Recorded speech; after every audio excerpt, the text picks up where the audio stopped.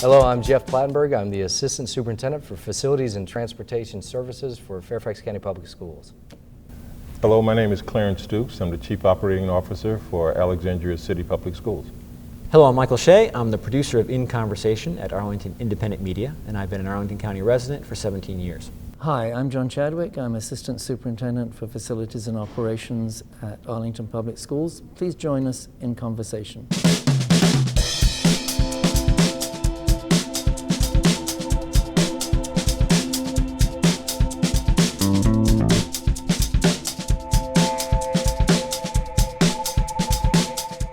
Challenge in Alexandria is in fact that we are growing. We're growing at a little bit over 3.5% in terms of student population. We have an aging stock, which is not something that you guys are familiar with, I'm sure. But it's also a situation where we are trying to increase our community engagement to make sure that we are bringing along with us the community as we move forward with a different capital program that is going to focus in on modernization, not just the repair of our existing facilities. So it's a challenge all around. Yeah. And Jeff, things are pretty hopping in Fairfax. Yeah, they always are. In Fairfax County, we have similar challenges with growth and bringing communities along, much more outreach to make sure that we're in line with the vision of the community. But we've grown since 2008, 22,000 students, which is approximately the size of Arlington County in itself, student body. Still meeting those same challenges of facilities, trying to be creative and innovative in new ways of providing capacity while meeting the programmatic needs, which have grown. We're in a beautiful situation, all of us, that we have these growing districts, but we have shrinking resources. So it creates a very competitive, challenging opportunity for us. Right. And John, I know things are growing in Arlington. Personally, I'm only contributing one child to the school system, but well, thank you for that. There's a lot of other children. Thank you for that. Well, we actually grew by 5.2% last year, which was about 1,200 students, and for any school district, that's extraordinarily high. This year, we're projecting about 1,000. That'll bring us to about 26,500, and we're watching closely every week to see actually how many have registered, as I'm sure my colleagues are. We have an added challenge in that Arlington County is totally developed, so there are no obvious places to put schools. And so we're working very closely with even more community engagement and collaboration with the county government and the county government processes to find spaces for those schools. And just like Fairfax and Alexandria, Arlington probably has an even bigger problem, and that is that the commercial tax revenues are down. Right. It's about 50-50, commercial tax revenues and residential tax revenues in Arlington County. So with the commercial being down, it means that this year we will be spending in operating budget the same amount per student that we did in 2008, I should say. Wow. So that's a big challenge for us, so we have to start thinking about how we can be much more efficient and careful about what we do. Right. School growth ends up being this sort of long-term process that responds to economic forces, but not directly. So you end up having to operate within a down commercial tax base. You still have the pressures on the school side. And the population's still growing. Right. And the students, if the students come, we welcome them, whoever comes. Absolutely, and we provide great services in this region. When you take a look at some of the things that was just mentioned, the nice thing is that we bifurcate the capital fund or the capital expenditures from the operating revenues. But when you have economic conditions that are putting pressures with the demands and expectations for not only the community but the needs of the student body that you have, both with federal legislation that may be unfunded and so forth, you have an environment that's putting a lot of pressure. Right. So it takes meeting and working with county government. It takes working with your communities more. It takes bringing people in to get the cross-pollination going on and the generation of ideas as to how to be able to address these issues, because they're very real and they're very daunting right now, and they don't look to be changing anytime soon. Yeah, I think all of the jurisdictions are seeing, in terms of the commercial tax base, a downturn. I mean, there's vacancy rates like we probably haven't seen in a number of years in our commercial real estate. So as a result of that, the dollars aren't flowing into the school systems as they typically would. But we still have the challenge of having a seat for every student that comes through to the system, and it is a challenge. It's a challenge to make sure that the buildings are well taken care of, that the kids in all of our instances, they're getting to school on time in our public bus system. That all of those things cost money. So we are struggling in some instances of making sure that we are putting the dollars in the right places, but it's a competition with the instructional side of the house, as well as just basically trying to make sure that we have enough resources in place to do the kinds of things that we typically do that, as we said earlier, a lot of people just don't know all of the things that are in the back of the house that are going on that are critically important to making sure that the educational environment is a positive one. Right. And one of the things going on in Arlington right now is a year-long community facility study? Yes, that's really being run by the county, with the schools collaborating heavily on it. We've been going to all the meetings, we've been working on the subcommittees, and they're going to be producing their preliminary report at the end of September, final report at the end of the year. Right. And I think the important thing there is that people realize in terms of community input, it's a long-term process, and if you want to be engaged, there's a lot of meetings to go to, you've got to commit to making it work. But the other thing is, it's brought a lot of the other advocates for other needs, affordable housing, parks, just other community needs that schools are competing with. And it's important to get that very wide-ranging discussion going, because I think it offers an opportunity to come up with some solutions that maybe aren't apparent at the beginning of the process. Yeah, to you make raise trade-offs and that's a good point, compromises. because when you talk about that, by bringing those competing needs, that kind of positive stress, if you will, it generates the ideas to make all of our facilities are community facilities. You have the public using our facilities much more outside of just the student body and the faculty there. So those opportunities help you identify in certain regions, how are you going to meet dental needs, medical needs, trying to make it convenient for communities where it's not easily attainable, or for parents to get those services in some areas. And I know that, I think you were talking about earlier, some of that being part of the conversation. We've had it in our designs in Fairfax, and we recently had an infrastructure finance committee that did a year-long study how we're going to address these issues. And all of these other ideas from these other committees, the Successful Youth Policy team that is a year-long committee about how to address these needs, identifying in what region how you're going to meet the social services that are required. We have some great plans out there, but executing those plans takes a commitment in both capital and getting the county government to work together so that the social services that they may be providing in the past separately as like a stovepipe operation, and the schools providing the instructional or the educational elements, in essence it's sort of a stovepipe. Having us communicate and collaborate together and identify where we can put these needs, we've been doing that, but executing it, getting the staffing, getting the commitment, that we're at the point now where the pressures are such that it's not if, it's when it's going to be happening. And I know you're doing some of that already. Yeah. Well, we've been doing that for a very long time. It's mostly around recreation and parks and cultural resources, rather than sort of medical services or social services in Arlington. It's been going for a very long time, and you know, when I go around the country and talk to colleagues, they are just amazed at the extent to which school facilities are used by the community in Arlington and our surrounding communities. It is extraordinary. I mean, for example, we have 3 swimming pools. The 3 public swimming pools are all in our high schools in Arlington.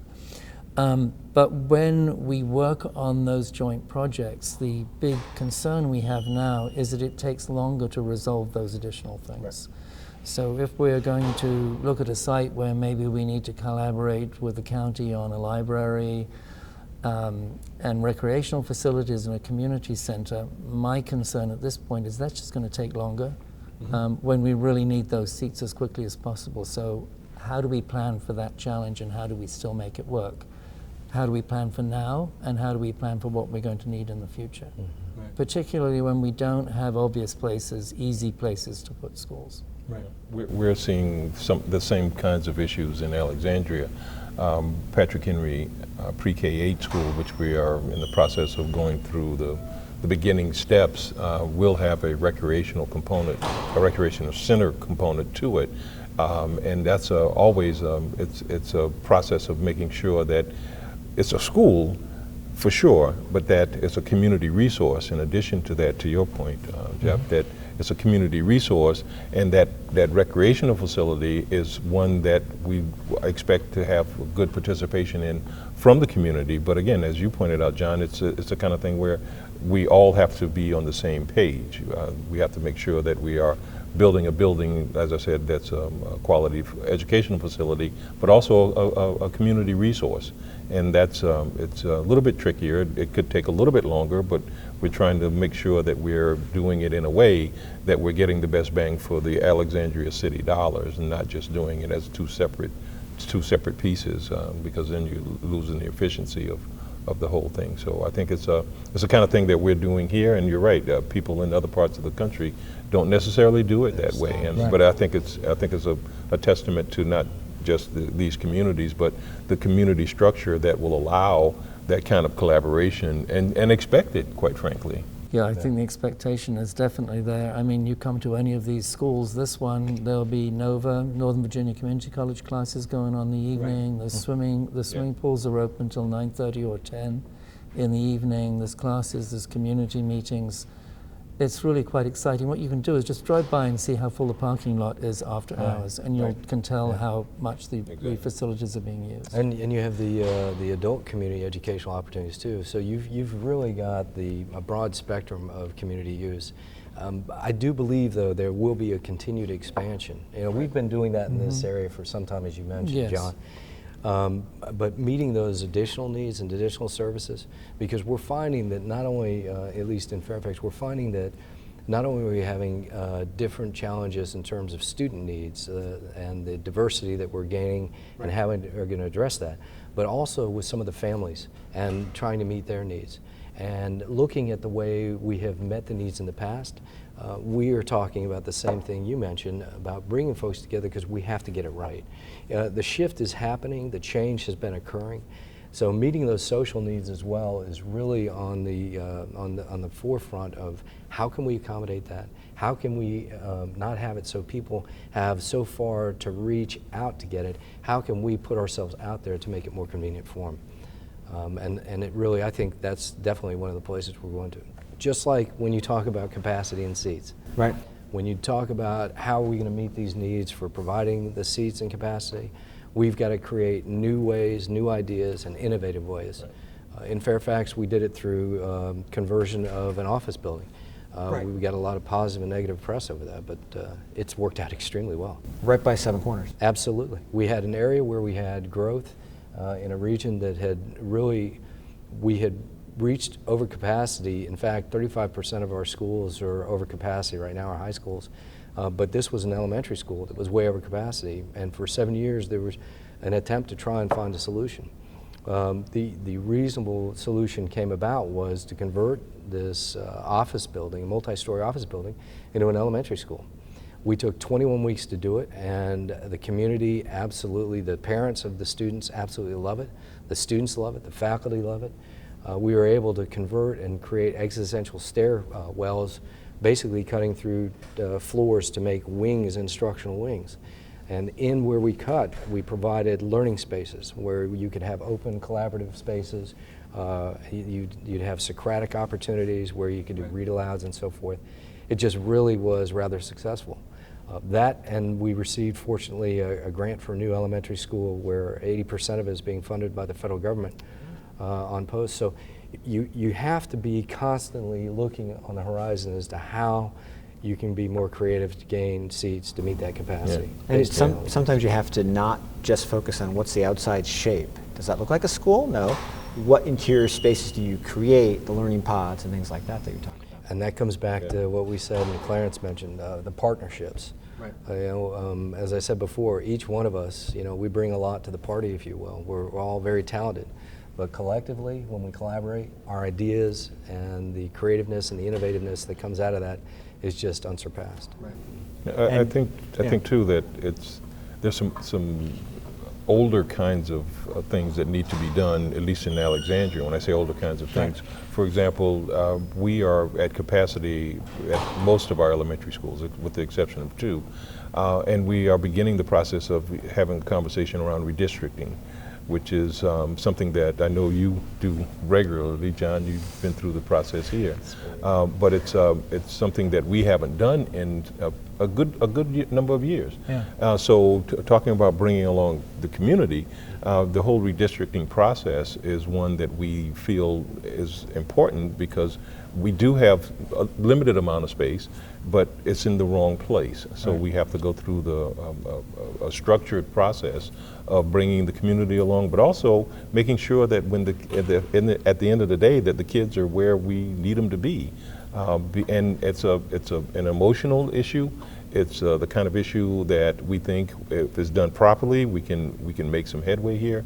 But the kinds of things that Jeff is doing out in Fairfax, we sent staff out to take a look at that building because we are built in Alexandria, much the same as here in Arlington. And we've got to start thinking differently about what a school looks like. Not just how does it look, but how does it feel? I mean, what is it that we're trying to get at? And I think some of the kinds of things that my colleagues are doing is quite interesting and very exciting. And we're going to try to figure out as best we can how we can start replicating and moving forward with some of those. Clarence, you raise a good point. And I'm curious, are you having that same? We're having the same issues where we have some capacity in certain seats in certain areas, but that's not where the growth is. So at this point in Arlington, almost every school is at or above capacity. So we can't work our way out of the problem by redistributing students and making boundary changes that will address that. What we have done in building a new school, we have a school opening in next week or week after next in North Arlington to address specific crowding at a group of schools. It was much easier to do an attendance zone boundary change process around there being a new school. Absolutely. So we are forecasting or we're projecting in the 2017-18 school year that we would do a middle school boundary change process, which would pretty much affect the whole county. And then because of a new school coming online in 2019, new middle school, and we would be doing at the same time, actually in the same year, not simultaneously, an elementary school boundary change process around a new school that we're planning to build in South Arlington. Right. And those processes, there's a very clear need. You're building a new school, you have to fill it if it's a neighborhood school. So how do you do that? And it's much easier for parents to accept the change when there's a new school coming. And there's a certain buzz about having a new school too. So people are sort of excited about being part of it. But that's Discovery Elementary. Yes, that's Discovery Elementary will open on September the 8th. And I went to a presentation by the principal, and what I found very interesting was a lot of attention was paid to thinking about the classroom and thinking about adaptive learning for different styles of students, down to having different styles of seats. You know, some elementary school students learn better in a fixed chair, some don't. Absolutely. And So creating in the- spaces where some students could be reading but still be monitored by the teacher. So like Yes. it's the big windows from the classroom out to there the are hallway. many, So many- a lot of attention. There are many features in that school. To me, it's a really groundbreaking school in many ways. That certainly is one of them. There's a lot of transparency in the school, so the teachers can watch groups in different places, and, Right. and not only that, but the kids can walk through the school, and the parents can walk through the school, and they can see what's going on in other parts of the school. And your comment about chairs is very interesting, because I was in a conversation about that when we were specifying the furniture, and the principal said, no, I don't need all the same chair in the room. And if the parents say, well, why does my kid have a different chair? It's because your kid has different needs from the other needs. One kid wants to fidget a lot, the other one will sit still. And they want different types of seating for different types of activities. And we want furniture. We have the same furniture system in the classrooms that you have at Bailey's. Yes. We want that furniture to be so adaptable that you can rearrange the groups without even realizing that you're doing it. It allows for great instruction, what you mentioned, flexible learning spaces, collaborative learning spaces, and you can also differentiate the learning needs of the individual students you have. It's really some exciting stuff, and the kids get it. Yes. And it's, you know, when they're in their seats, like the ones that move, and because the child may be a little more fidgety, kind of like I am. You're doing fine today. It's kind of stationary, right? But it allows, and I've seen it in action. I've seen it where the teachers are actually, they have the classroom, they even have students teaching other students in sections of the classroom through their sharing and their sharing of what they're learning. Right. And so the teacher facilitator is monitoring this, and you have the students that have the activity going on, but they're focused on what they're doing while their body's moving. I think that's one of the most exciting parts of our jobs is the ability to work through those kinds of issues and have the ability of coming to some conclusion and decisions about this makes more sense than what we used to do.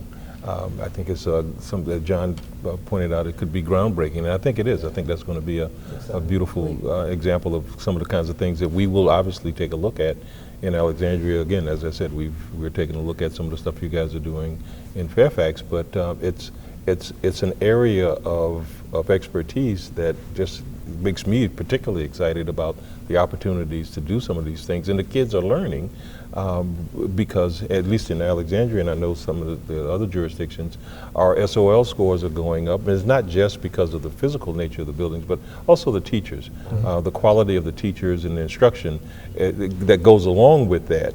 And making sure that the kinds of facilities that we're providing accommodate that. I think it's the kind of thing that makes my job interesting enough that I get up every day and want to go to work. So, but your focus is on, you said, modernization? Yes. Rather than new facilities? Modernization, including new facilities. Okay. Patrick Henry will be a new facility.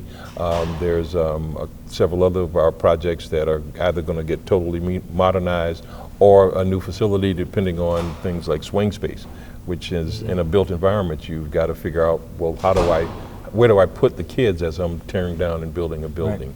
Right. Which also is a major community effort to make sure that people understand that wherever we put them and however we put the students, they're going to get a quality education until they're able to move back into a facility. And it's not an easy task. I know in Arlington there were several projects that had to get built while the kids were around the building, and we're going to do that with Patrick Henry. We're going to build the building around the existing facility before we demolish and move forward with that. But that's what makes it exciting, going through those processes. When these districts are growing as quickly as they are in terms of enrollment, it's really not possible to reduce capacity by demolishing a school or taking it out of use. Right. In order to create new capacity. So we've now done 2 renovation projects, renovation additions of elementary schools recently while the schools have been occupied. And it does add to the cost because we have to have temporary relocatables, we do the work in phases, which is less efficient. Right. And I think that what we're really concluding is that while we're growing this big, this quickly, we need to be building new facilities if we possibly can, or really substantial additions, because the value just isn't there. And for example, in order to, right now the school board feels that our new elementary school should have about 725 students or so. That's about the equivalent of 3 additions. If we do 3 additions, it'll probably cost a third more for the same number of seats. Right. And it's 3 of these community engagement processes, which are very important, but they take time and they take effort and they take community energy to participate in them. And the process for a new school is no more challenging than one for a renovation addition. So you've got 3 sort of community investments you're making as opposed to 1. Right. So right now we're really looking at either small, simple renovations that get us more space or new buildings. Right. Yeah, see, and our issue is that we've been doing phased or occupied renovations that John was just alluding to throughout time. I mean, it's what we do. Yeah. With 196 facilities and 26 million square feet of physical plant space, at any one time we've got about 10% that's under construction, renovation. So it is some of the most difficult work that is out there when you are actually constructing around the feet of the people who are using and occupying the space. Right. It creates, now we insulate that and ensure the safety and security. We have not only external folks that help us with that, contractors if you will, but we also have staff members to make sure that we're complying and providing them the most utmost safe environment. But it is challenging, and with growing districts, it's not going to go away. But it helps when a community does it, as you're saying, frequently. It's almost like the families understand it. They've seen it with the older kids. They kind of get through it. They understand that. They understand in the communities that have had that as the standard operating procedure, if you will. Yeah. But that being said, we've got in Fairfax, we have 15,000 students that are being educated in temporary buildings and trailers, in over 600 trailers. You know, that's not a statistic that we're really proud of. I tell folks when they talk to me, neighboring districts, not any of you guys who we share with around here, but some of the other neighboring districts ask me, well, how do you do that? I said, well, when full-day kindergarten was implemented in Fairfax County, it was done pretty much overnight. And that is a program change. When we provide as many offerings as we do, for example, of art and music and the different offerings of strings at the elementary level, chorus, music, and so forth, those are program initiatives that grow your demand on your capacity. So we even have capacity architects who help articulate that. But yeah, it's something that our communities have those high expectations, right, and they want us to go ahead and keep working on the issue. But they've been outstanding, really working with us, allowing us to do that phased occupied renovation. And I wish there was more land available to build new space on. I mean, it's not without its challenges with getting not only the zoning and the legislative process with it, but getting actually the infrastructure to it. And I don't know that Arlington would have that much of an issue, but we still have areas that don't have water and sewer. Yeah, So we don't have that issue. It's just finding the available land, or the buildable land. And as you were mentioning earlier, Michael, it's this balance between, particularly in Arlington, it's affordable housing, it's green and open space, and it's schools. And how do you balance those and bring them together so they add up to more? And find an overlap so that you get more out of the same bit of land. Yes. Well, you mentioned green and sustainable schools. I mean, that's one area that you know, we've all been doing it. Clarence has been doing it, John been doing it, I've been doing it for a long period of time. And what a lot of folks, you know, the broader community, there's a general populace that gets it, that understands. A lot of those sustainable initiatives, high energy, high efficiency, mechanical systems, boilers and chillers and so forth, you're saving money by investing in, and some of the initial cost of some of those initiatives are a little greater, you know, the first sticker price, if you will.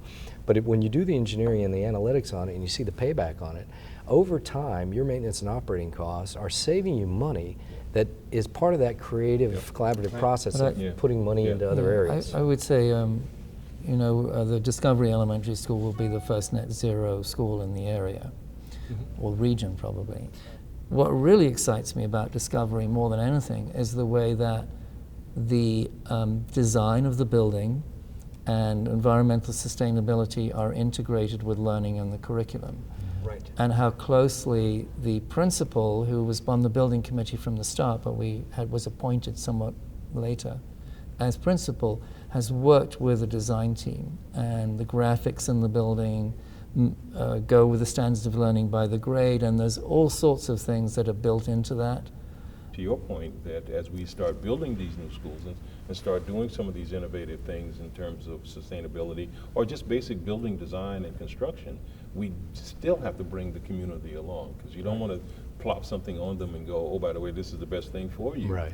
We want to make sure that it's clear that this is a community effort, because they are. I mean, there's no way of getting around that. Yeah.